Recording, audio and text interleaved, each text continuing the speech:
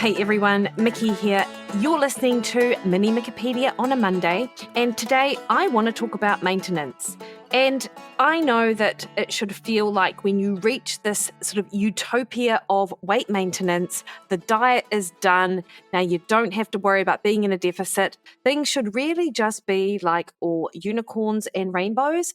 But actually, most often people get a little bit stuck.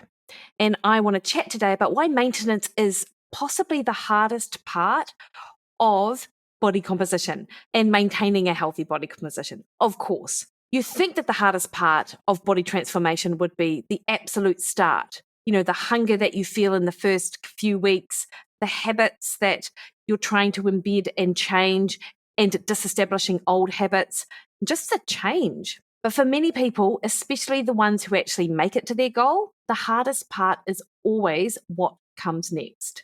And that's maintenance. That's the place where you're no longer chasing a lower number, no longer getting daily high fives from the scale, no longer earning praise from your mates at the gym or from your aunt on Facebook. You've sort of arrived. But now what?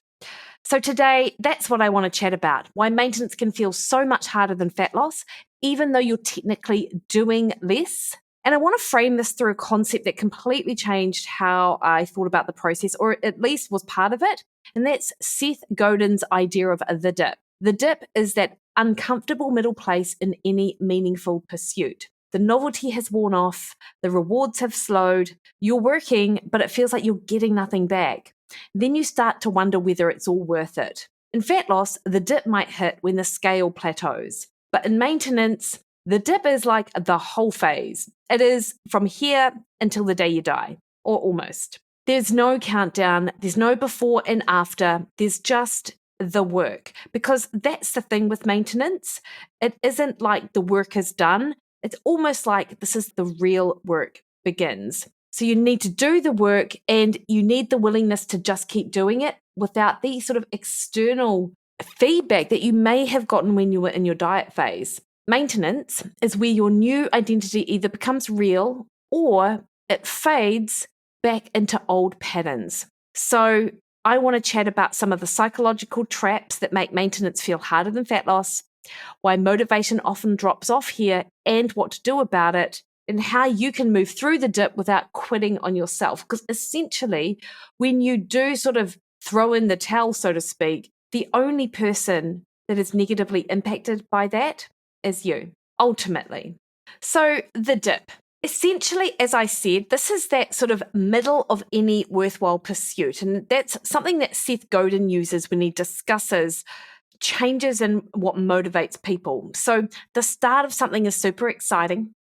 The end of something is rewarding, and the in between is the hard part. And, you know, when you're running a marathon, I often like to think about those kilometers 23 to 27 as being no man's land. Like you're too far gone to turn around and go back, but it's still so far away from the end. And I guess this is one way to think about the dip. Because in the reality is there is no real end to maintaining your weight unless you decide, of course, to embark on a phase of building muscle and you can sort of shift a goal into something else. But in maintenance, the dip is that it's like a psychological stall. So there are no measurable changes, but yet the effort still feels high. And the reason for this is because most people haven't really learned how to eat at maintenance. Most people are either on a diet with specific targets related to either fat loss per week or calories per week and number of workouts, or they're completely off a diet. And so they've made a conscious decision not to think about food and in fact to almost rebel against any tendencies that might be even considered dieting. And so many people go through these different phases where they're like, well, I'm not on a diet, so it doesn't matter what I eat, or I'm having extra chocolate and things like that. When you're in maintenance, you do still have to think about it, and that's what makes it hard. But what makes it harder is that there aren't these external rewards at the end of the week.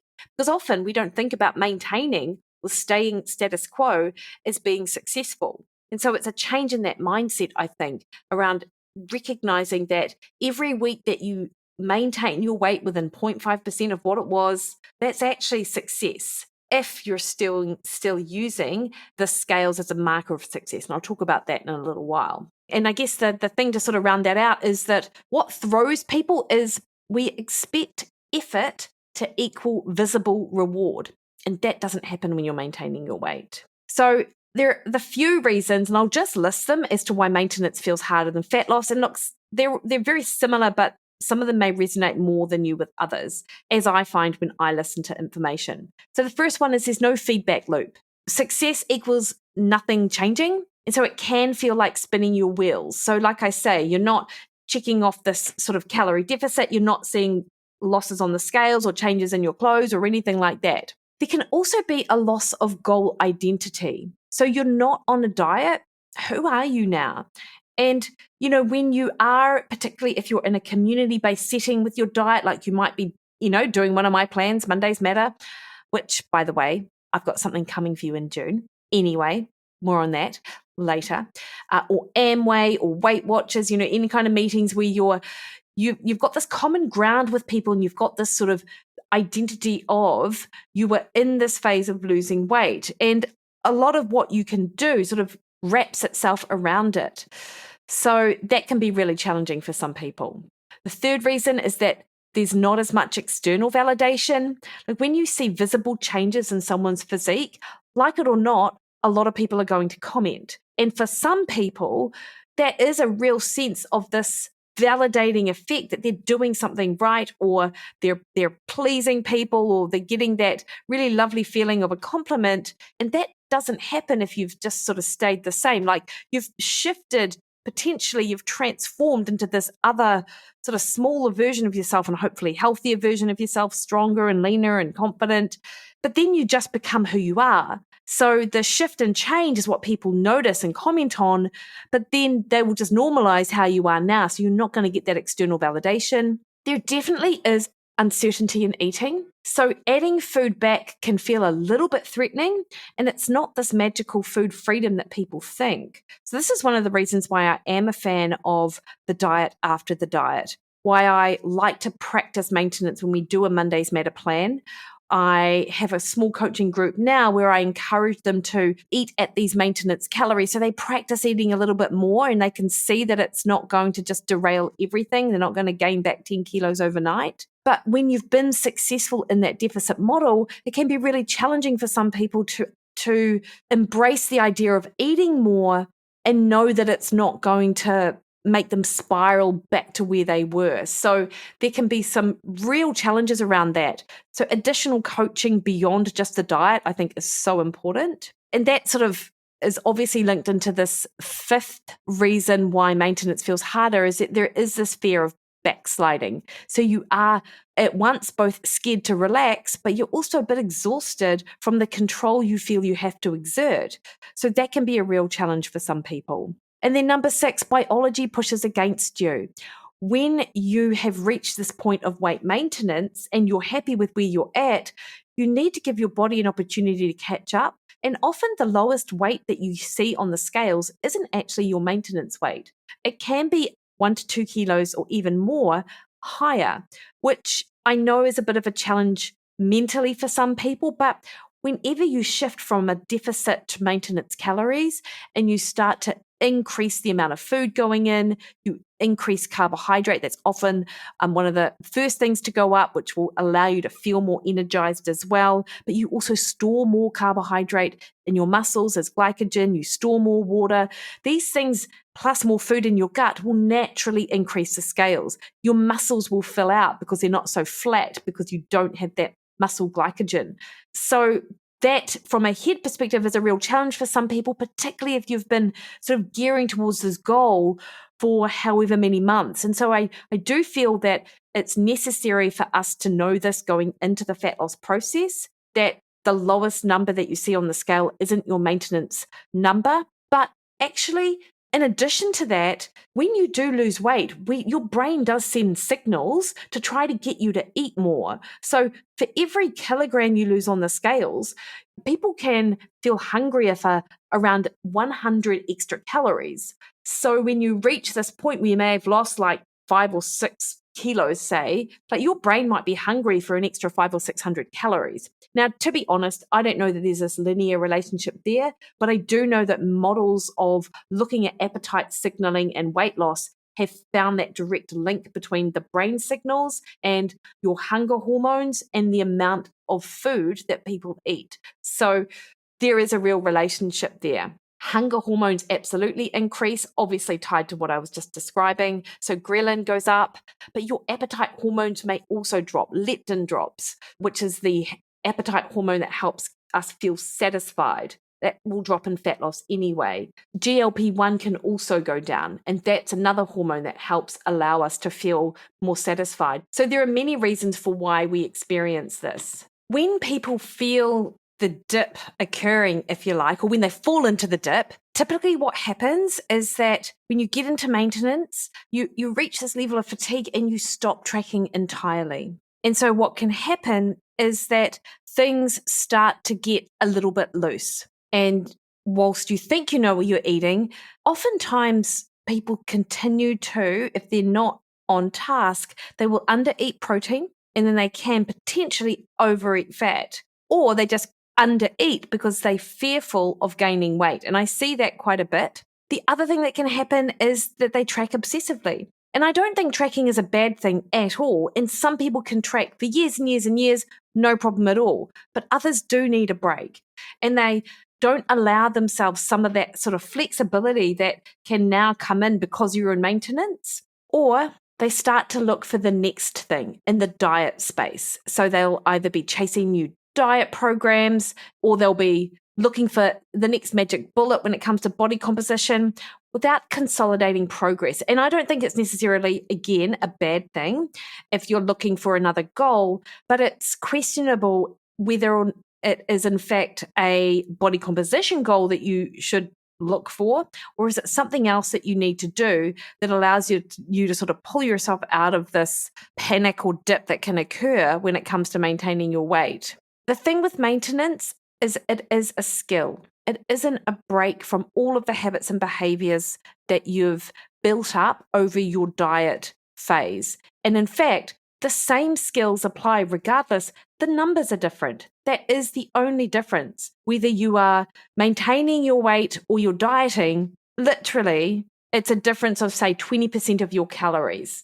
And the same protein-centric, the same satiety-related foods, the same sort of prep and planning behaviors should all be in place. But again, the numbers are different. So here are some strategies. The first one is set some new metrics. So yes, you've reached your fat loss goal. What else can you focus on that gives you that same opportunity to see results and to experience those rewards? So can you set strength goals? Can you set speed goals or endurance goals or something related to athleticism that allows you to shift from just thinking about fat loss and thinking more in that sort of athlete mindset?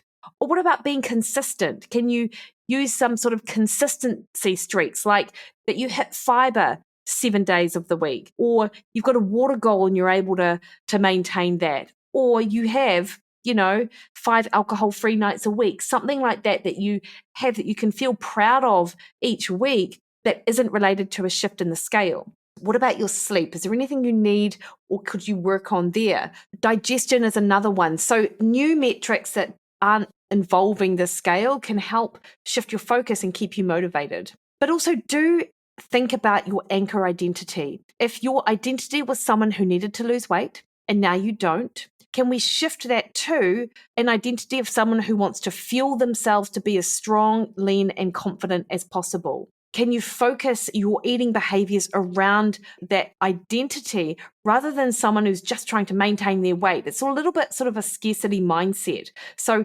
how can you think about your food in a way that helps fuel you rather than just related to your aesthetic? Can you embrace habit over hustle?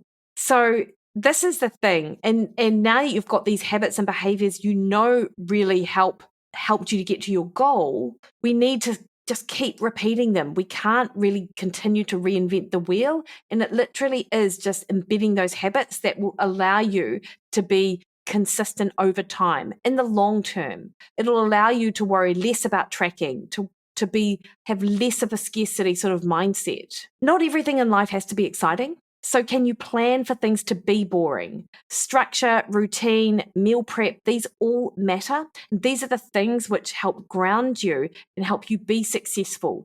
So we should really value that the same way we value brushing our teeth or sleeping 7 hours a night. And then the fifth tip, I didn't really count them down, but this is my fifth point.